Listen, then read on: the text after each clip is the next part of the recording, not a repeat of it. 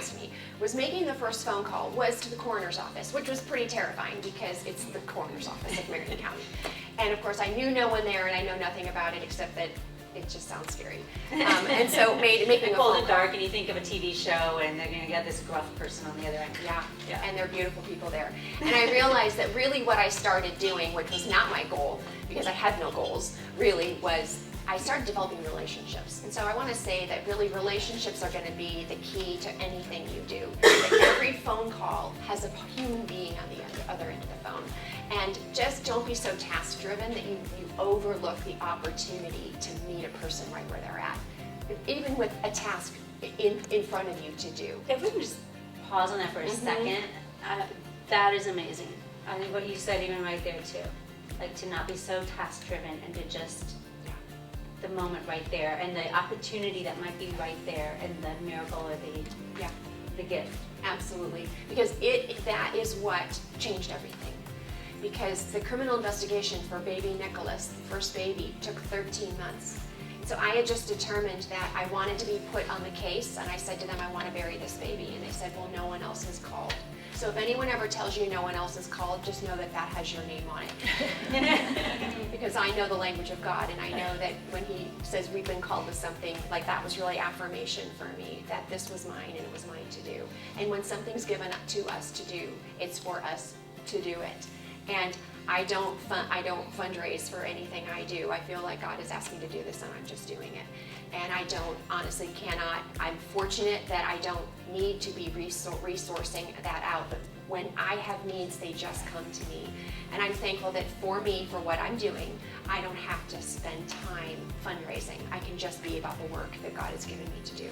And so building relationships has become my #1 resource, because it's in the relationships that we're getting more done, that people are deciding to contribute and donate or come alongside in whatever way I need it. I mean, I have random people call and say, you know, I got 150 caskets that I can't use and they're all infant size. Do you want them? And I'm like, I didn't even know I was going to need them. You know, it made me laugh. And then sure enough, you know, my funeral home director that I've partnered with says, I'll go pick them up and I'll store them for you and we'll see. And, you know, we use them. A little old man in, you know, Michigan saw the article in the Star because his daughter-in-law lived in Carmel, and he handcrafts little pine boxes, and he made me a bunch of them, sent me a case of them, and I thought, what in the world am I going to do with these? Well, I've used all but one. And I just didn't even know what I needed, and it's just been provided. And so it is having faith, and it's having hope that if I have confidence that I'm doing what God has called me to do, it is for Him to be the provisionary and provider of what it is that I need to do. But in building relationships, just real quick, that is where more and more and more unfolded. And as I called faithfully every Friday, and then they said, well, hey, could we talk to you about this? And hey, could we talk to you about that? I started seeing a pathway to more and more. And I didn't even know what the more was. And it was just in my saying yes. I'm willing. Like, if I'm going to take care of the one baby, then why wouldn't I take care of the other baby you're asking me about? If I'm going to give honor and dignity in this way to life, then why wouldn't I give honor and dignity to life through a headstone or through something else? And I kept seeing the opportunity to meet with people and talk with more people. And I thought, that's where I'm learning not only who I am, but what God's calling me into. And it started changing me because the people that I now encounter have made my life so rich. I don't know where I would be today without the relationships of my partners and the He Knows Your Name family that has been created through the ministry. And I'm so thankful for that. And I feel the richness of relationship has been the #1 blessing and asset to the work that I do.